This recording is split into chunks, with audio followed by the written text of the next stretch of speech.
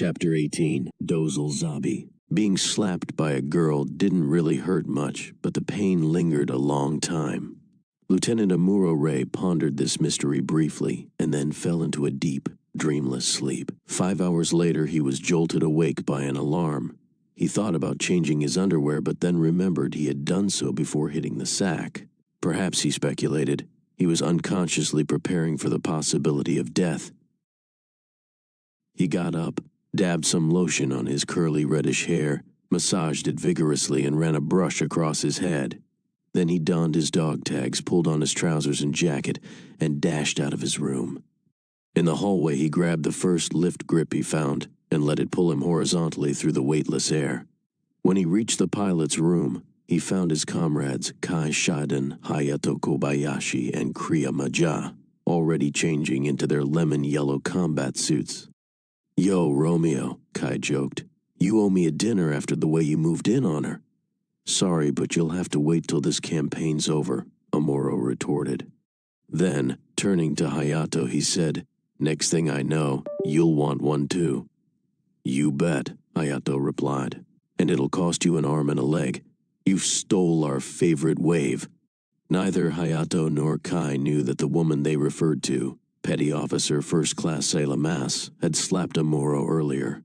They just knew he had slept with someone they had both had designs on, and they were determined to extract a penalty from him. It was an unwritten rule among young men on Federation ships that the perpetrator of such a deed had to pay a price, either in the form of treating his comrades or forfeiting the right to visit the canteen for a month. There was a price to pay for being a Romeo. It was ironic, Amuro thought, because he had lost some of his physical interest in Sayla when she had told him that Shar Aznable, the faceless enemy he knew only from combat, was really her brother. He had been attracted to Sayla at first mainly because he knew she could give him something Lala-san couldn't, something, it was safe to say, that was mainly physical love. And she had not disappointed him. In the process, they had established a relationship, but that had been more of an accident than anything else. They hadn't come together to become soulmates or to build a life together. He had sought something that he couldn't get from Lala's son. She had sought something her brother, Shar, or Casval couldn't give her. They had both sought substitutes for something else, and their love was therefore a simulated love, incapable of satisfying the true hunger in their souls. In the end, the spirits of both Char and Lala's son had formed a barrier between them. When Sayla had told Amuro earlier that she wanted him to kill her brother if they met again in combat, she hadn't really meant it. She had been perversely motivated not by hate, but by frustrated love for her brother. But Amuro had been unable to forgive her. He had tried not to let his feelings for Lala's son come between them, but she had not tried to do the same with her brother. She had naively assumed he would be able to understand her inner feelings simply because he seemed to be a new type. As far as he was concerned, if it hadn't been for Char Aznable, he would not have had to kill Lala's son, or even Cuscoal. That he had met them because of Char was a thought too painful to contemplate. He placed enormous, almost naive, weight on sincerity, and since he simply couldn't comprehend Sayla's statement, it remained between them like a festering wound. During his duel with Cuscoal's Elmeth, he had confronted Char with Sayla's statement, hoping to throw him off balance and destroy him. Projecting in his thoughts, "Char, don't try to stop me," he had added. "If you do, I'll have to kill you too, just as your sister asked." To his astonishment, it had worked. Char had reflexively projected back, "Is it true?" Greater than clearly acknowledging receipt of his message and proving that sworn enemies mobile suit pilots could communicate in the midst of combat. Partially out of spite, Amuro had replied, "It's not possible to lie on this level of communication, Char. If you don't believe me, ask Artesia, or Sayla." The enemy Red Rick Dom had seemed to shudder, and then a scream accompanied by a gush of rage had reverberated through his cerebrum, astonishing him with its intensity. But by hesitating a few seconds for an answer in the heat of emotion, he had also given Char an opportunity. The Rick Dom had evaded him and disappeared into the Corregidor Shoal Zone.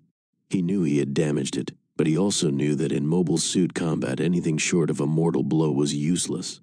He had hesitated, and he had lost Char. Only another new type in the area could possibly have understood what had transpired between them. Now, in the pilot's room on the Pegasus II, as Amuro zipped shut the triple layer of fasteners connecting his helmet to his jacket, he bitterly regretted not having killed Char when he had had the chance. He felt failure as a military pilot, and as an only child he also felt a weird jealousy over the intensity of Sayla's relationship with her brother, and that had perversely propelled him into telling her about the interchange. He knew now he never should have mentioned it. She had tried hard in her own way to apologize after making her impetuous, crazy request about Char. She had tried hard to bridge the distance her words had created between them, and he had ignored her efforts. When she had slapped him after he told her what had happened, he had known why. He rotated a knob on the left ear of his helmet and lowered his sun visor. He wondered if he was rushing too much, but he was still the last one out of the pilot's room. On the wider-inch helmet receiver, he immediately heard the chatter going on between both Kai and Hayato, and, mixed in with it, Sayla Mass's voice. Pretty blonde Sayla. Her voice was practically inside his head. He tried mouthing the words, "Sayla, I love you," and was amazed at how beautiful they sounded. Half the engines in the Madagascar, the flagship of Commander Char Aznable's newly formed 300th Autonomous Squadron, had been disabled from damage received in the fight with Amuro Ray's unit. Char had been out in space at the time in his Rick Dom, but it had been his judgment call rather than that of Lieutenant Commander Bruce Marshall, the captain of the ship, that had saved it from total destruction. As soon as Char had witnessed the Gundam destroy Lieutenant Cusco Alzelmeth, he had ordered all survivors in his unit to retreat. With Lieutenant Chalia Bull bravely supporting him, he had engaged the white Gundam suit once more in order to gain time, and it had retreated of its own accord, clearly fearing a pincer attack. Then, after shepherding 3 surviving but heavily damaged Gattle fighter bombers to safety, he and Chalia had finally returned to the Madagascar. The 300th had then withdrawn from the area, using the Corregidor Shoals as a screen. With the Gattle fighter bombers effectively out of action, its only remaining viable forces were 4 surviving Rick Doms. In the pilot's room on the Madagascar, student recruit Lieutenant Leroy Gilliam hung a coffee tube on the holder next to him, turned to Char and Chalia and choked. I can't believe I survived and Cramble died." "There's a reason you're alive, Leroy," Char said, trying to console him. "You got 2 gold stars for sinking 2 enemy battleships before, right? And you're young. It's an advantage." Char removed his helmet as he spoke, temporarily muffling his voice. As an astonished Jelliable watched, Char also proceeded to remove the face mask he always wore. He had a far more gentle expression beneath it than Chalia had ever imagined. It was odd. Char had a pessimistic side to him, but he also had an ability to think beyond the immediate present to the future. Most such people Chalia had known had a piercing expression, a look of excessive cleverness. It was true of Giran Zabi and Kaisilia Zabi, and it had even been true of junior-grade Lieutenant Cusco Al, but Char was different. He radiated youthful energy and had the aura of a genuinely refined individual.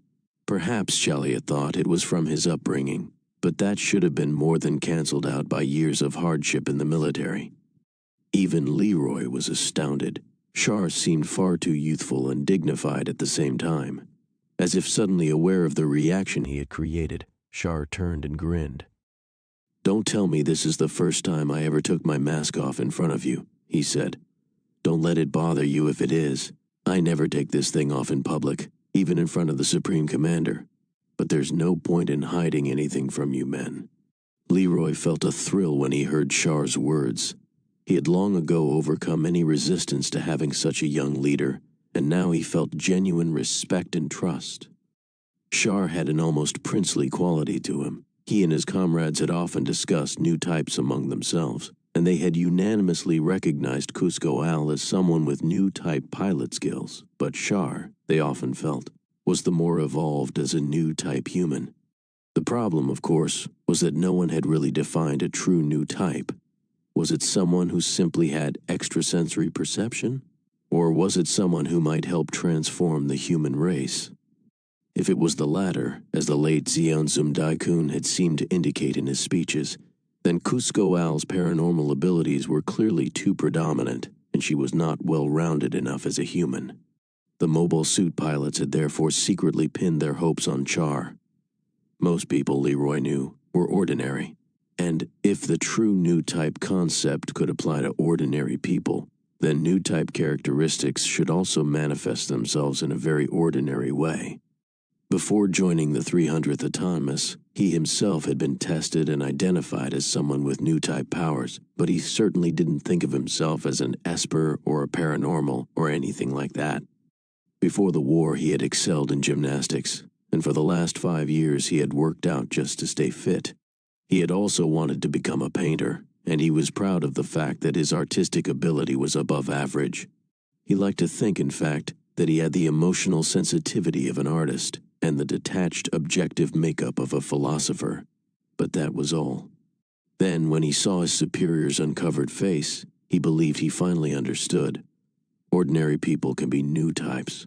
Ultimately, his opinion was based on the reaction of one normal person to another.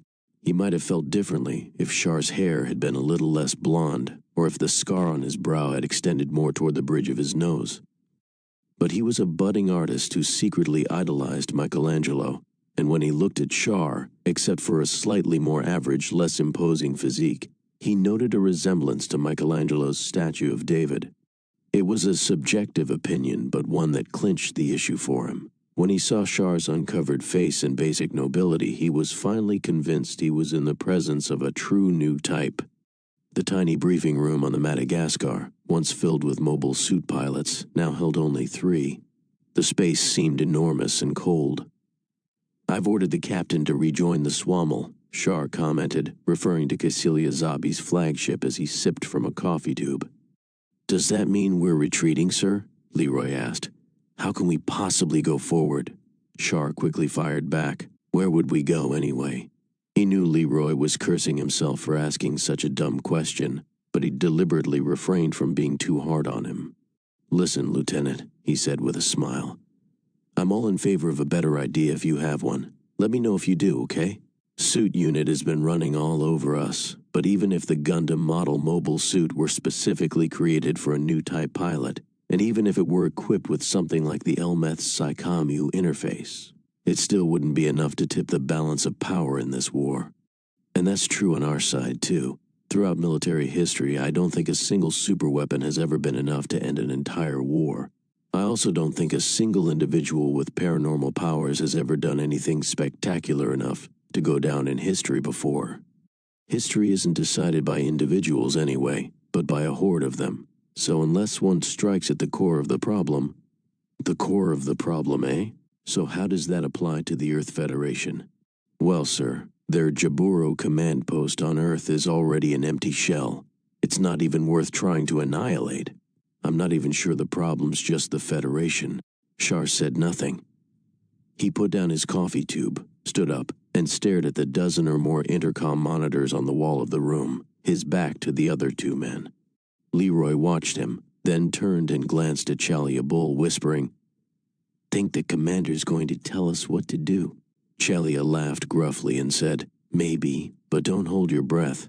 The situation's too complex to predict an outcome yet. We don't have enough time, and we don't have enough people on our side either." Char heard Sharia's words behind him, imagined a smug look on the man's face, and felt mild disgust. There was no way Chalia could have known unless he were a paranormal freak. But when he had said that he was looking for a better idea, he actually had also been thinking about the earlier interchange between himself and the Gundam pilot, and about his sister Artesia. He was more sensitive than he had originally thought. In fact, during his last battle with the Gundam, if he had not experienced a burst of sensation in the midst of all the killing, his consciousness and that of the Gundam mobile suit pilot would never have linked, and their communication would never have been possible.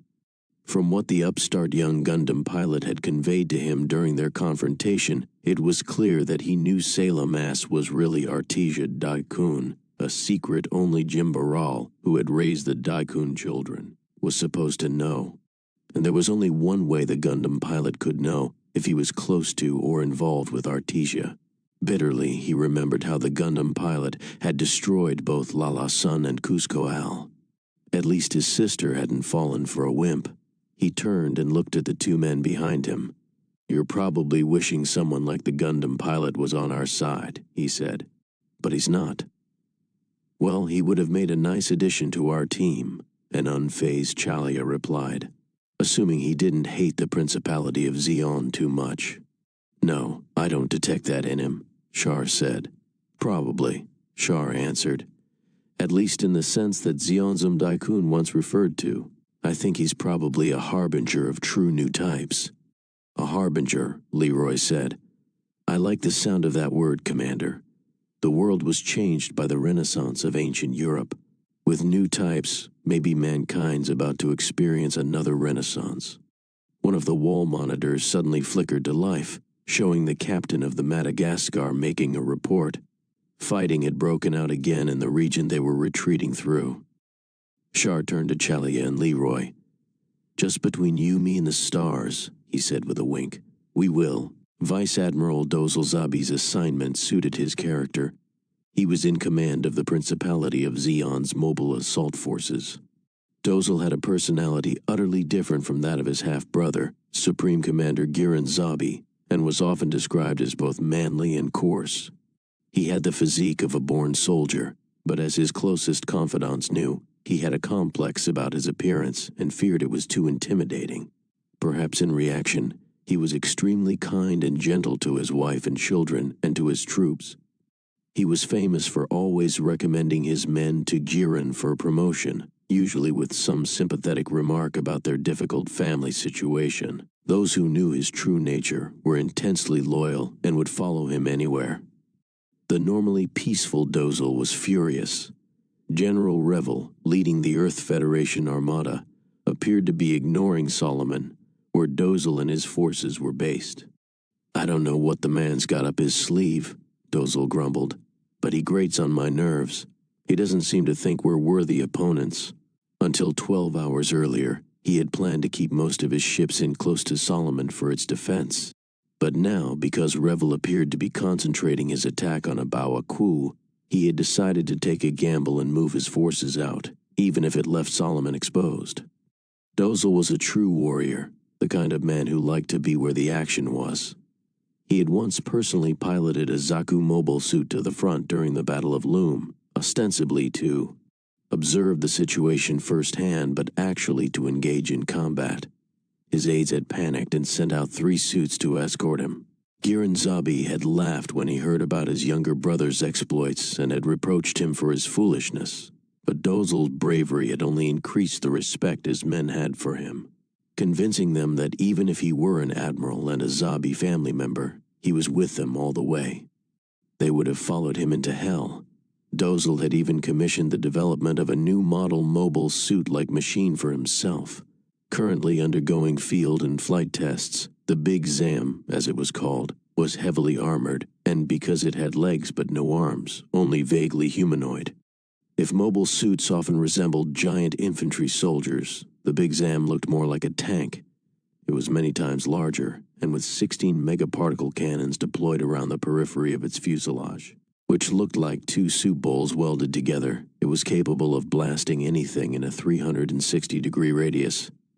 Because Zeon engineers had succeeded in developing a particle accelerator mechanism of unprecedented compactness, the cannons had virtually no barrels, and thus had difficulty covering the area immediately above and below the Big Zam fuselage, but that was more than compensated for by the machine's fundamental agility.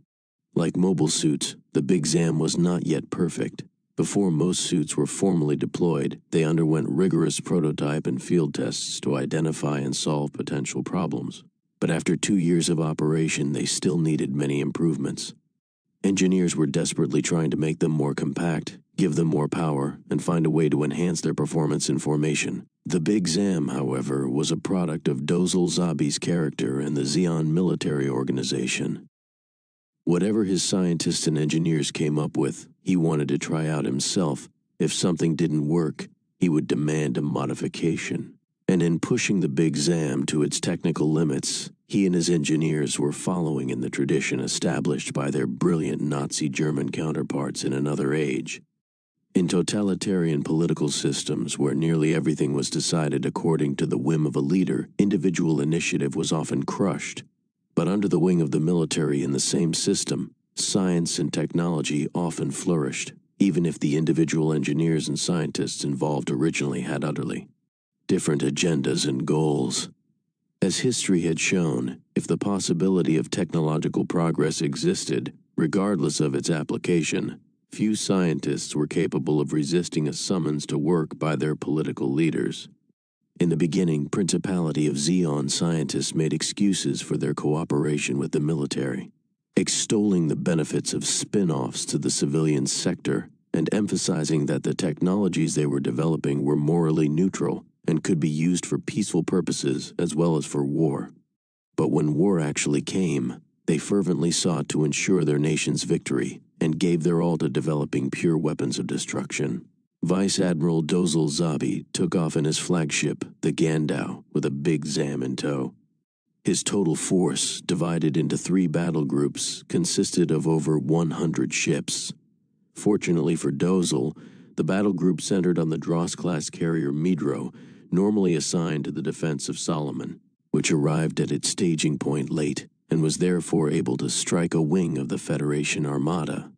In a one-sided battle, 50 combat-seasoned Zakus, accompanied by Jiko attack ships and Gatl fighter bombers from the Midro group, easily annihilated over 20 Federation ships. The Zeon pilots had boasted prior to the battle that the Federation flying Manta fighter bombers would be no match for them, and they were proved correct.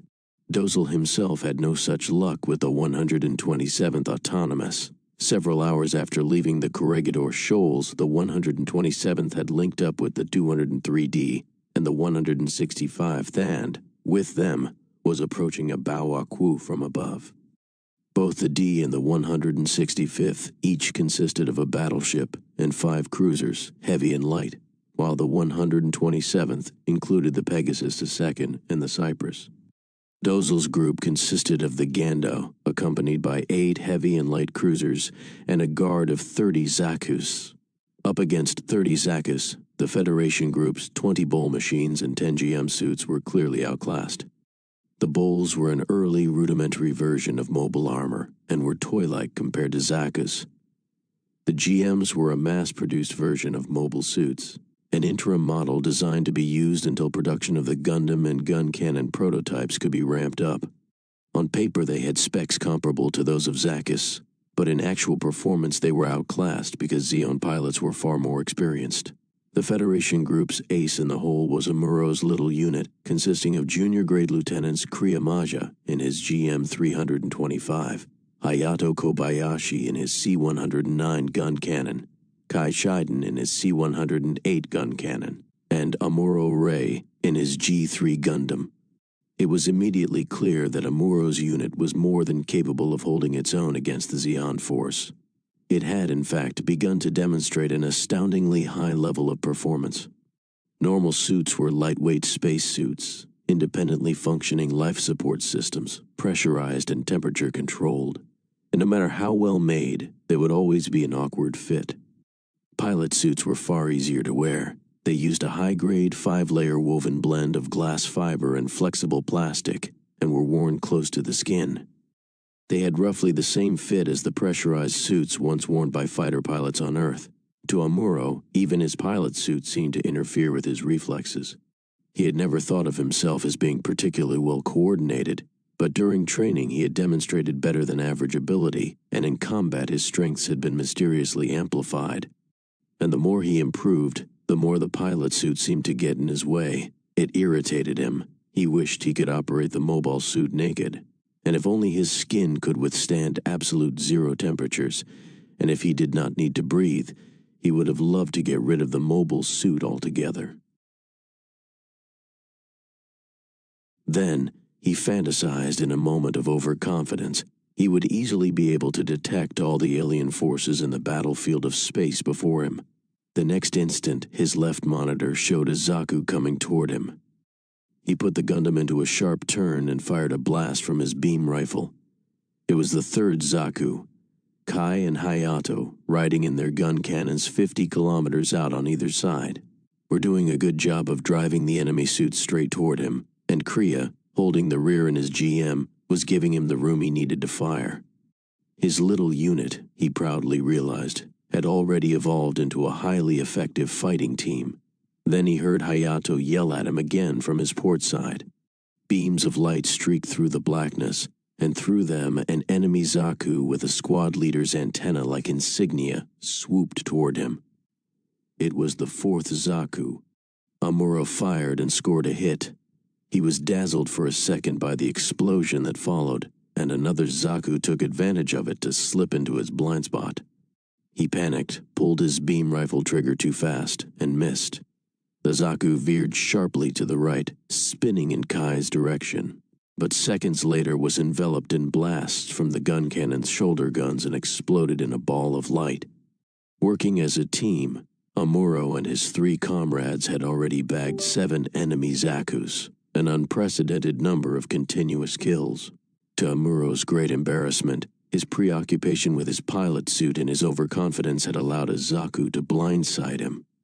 Worse yet, the pilot had been a young hotshot and clearly not a seasoned veteran.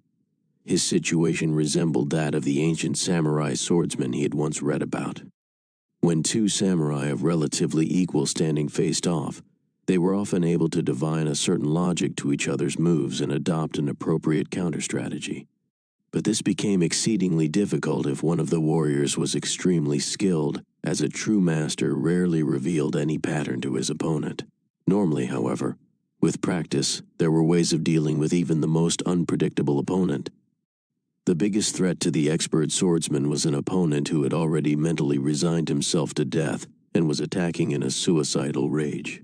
Then it was usually better to avoid a frontal attack, avoid seeking an immediate kill, and instead work to weaken and isolate the opponent first. Amuro knew he was no samurai. He was riding in a 16-meter tall Gundam mobile suit, but his situation resembled that of the samurai in that his enemies could conceivably plunge out of the blackness toward him from any direction, at random. He knew that if only he could put his mind into a zen-like state of nothingness, he would be able to detect the presence of an approaching enemy. His real enemy now was overconfidence, not his pilot's suit. It was functioning as designed, protecting his physical body, and whatever irritation he felt was shared by the Zeon pilots. The moment he finally regained his mental equilibrium, he detected an enemy presence. This is the gift, he thought, exulting in his good fortune. The gift of new types. He thanked the stars his powers of insight and intuition seemed to be increasing, for he knew true victory was not going to be achieved by eliminating a few Zakus in the battle zone. True victory, the theory went, would be obtained only by destroying the enemy fleet flagship, in this case Dozle Zabi's Gando, and Amuro knew it was located somewhere 30 degrees below and to his left. It was one thing to understand the theory, it was another to try to put it into action and identify the true center of the enemy's strength. He was operating in the real world of space, not the world of fantasy films and holoscopes. Pilots had to visually identify the enemy, but against a background of black space, with its millions of burning stars, visually sighting and identifying an object over 100 kilometers away was no mean feat. It was especially hard to distinguish between enemy and friendly ships. Harder than in a confused dogfight on Earth. Harder, some old-timers said, than locating a single grain of sand on a long beach.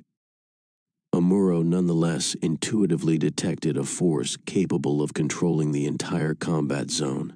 What is it? He immediately wondered. It was more powerful than anything he had ever encountered, so strong that it flowed through the Gundam's armor as a heavy, insistent, undulating wave. He shifted his Gundam onto a slightly lower vector and turned on his laser oscillator for a few milliseconds, signaling in a burst to his left, right, and rear, trying to tell Kai, Hayato, and Kriya to follow him. In a diamond formation separated by 20 kilometers, the 4 suits then dropped toward the sun, and along the way they took out 2 more Zakus and a Musai-class Zeon Cosmo cruiser. Vice Admiral Dozle Zabi donned his pilot suit and strapped himself into the captain's seat in the Big Zam's cockpit. The machine's nuclear fusion engine fired with a pleasing sound. "Those Federation suits. There's something odd about them, sir," one pilot replied. "2 or 3 are streaking toward the Gundam right now, just like the Red Comet does." "Don't mention Char to me now," Dozle barked, infuriated as he donned his helmet. Red Comet, Sharaznable's nickname, was the last thing he wanted to hear.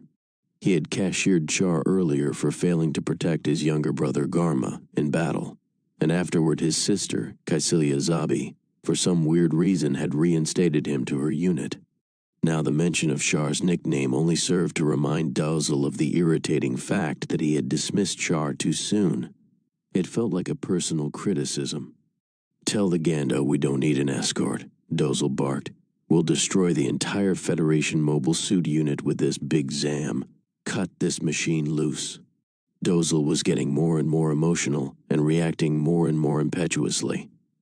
The Gando released the big Zam's tow line as commanded.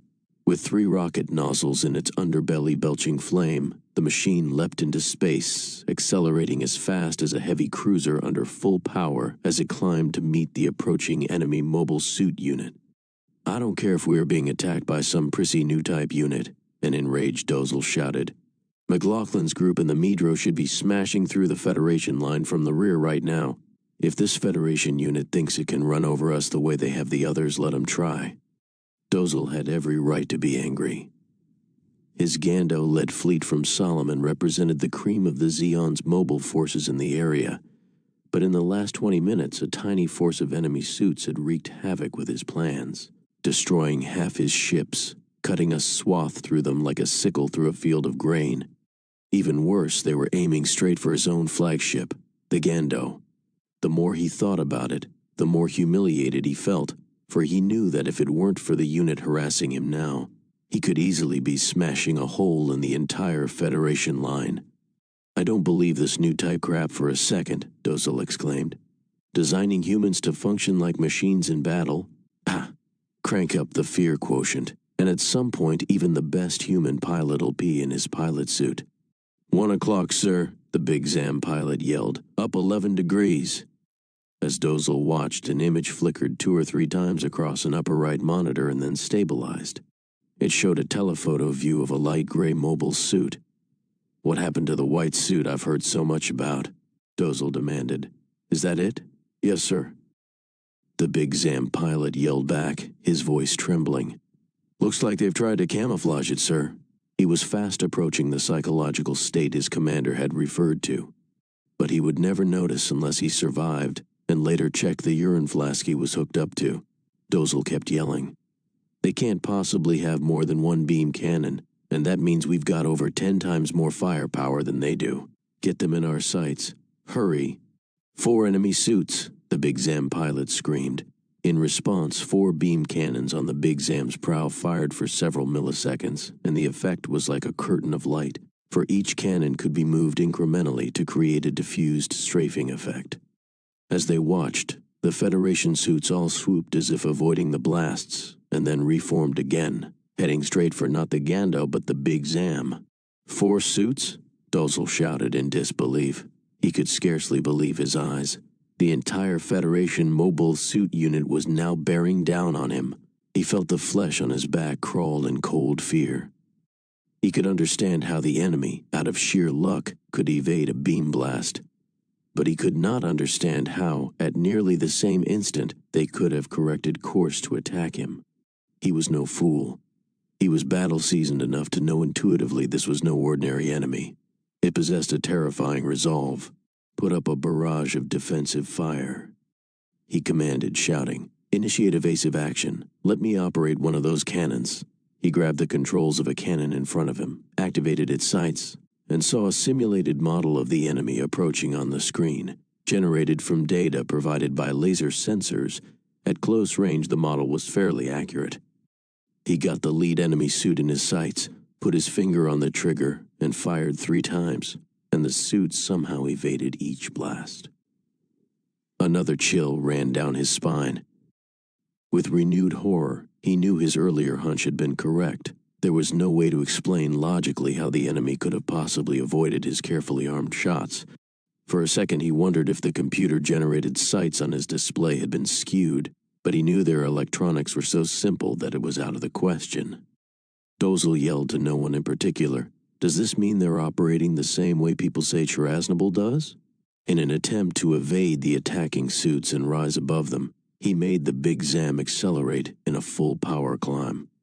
6 Gs forced the men back into their seats, but Dozle nonetheless managed to recheck the cockpit monitors to see how the enemy formation reacted. Again, the images were a simulation, a computer-generated extrapolation of data received from sensors over a 10-second period. But they were better than nothing, and at least gave an indication of the enemy's relative size and mass and the speed of its approach. The suit riding tail in the formation seems a little slower than the others, he mused aloud. Knowing he was rising above the enemy somehow made him feel better. In a weightless environment, words like above and below were technically meaningless, but humans still adhered to spatial concepts relative to their own physical position.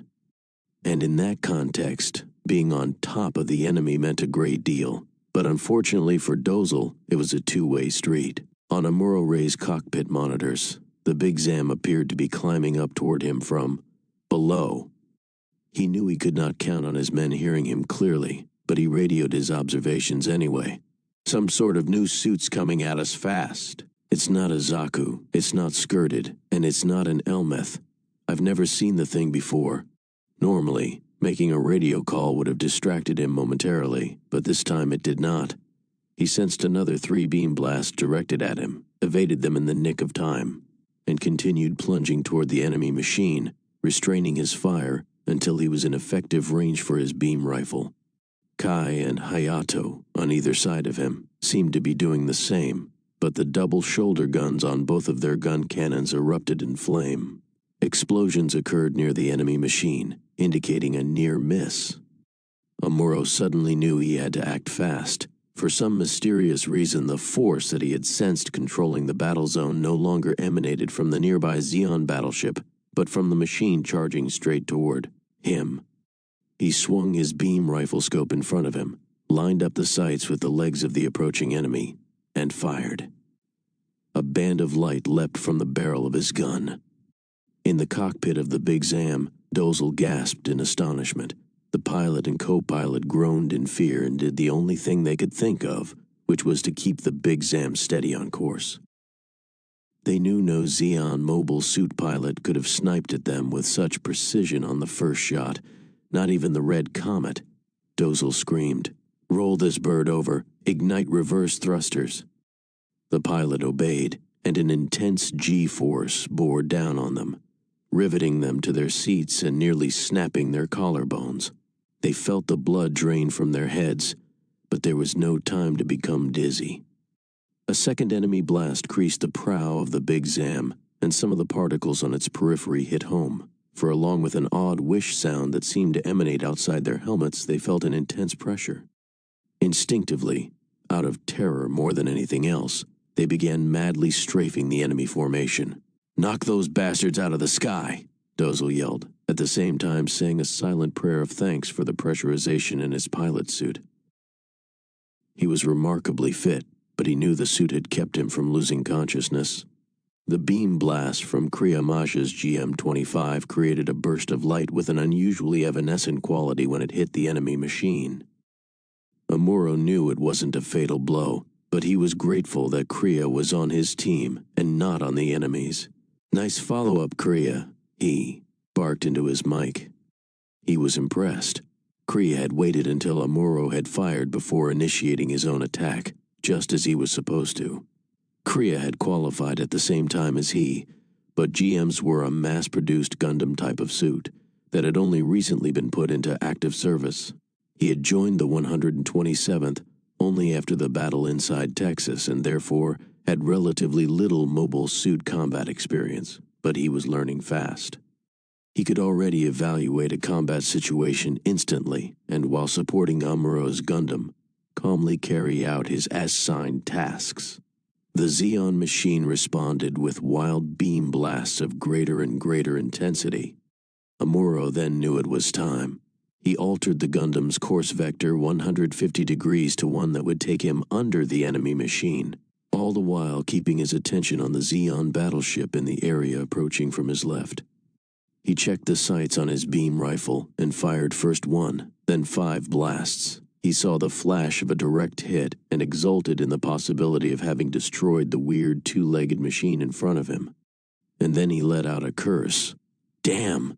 Kriya's GM, which had maneuvered to his left side, suddenly exploded in a ball of light. Amuro couldn't tell if the fire had come from the odd Zeon machine or the battleship.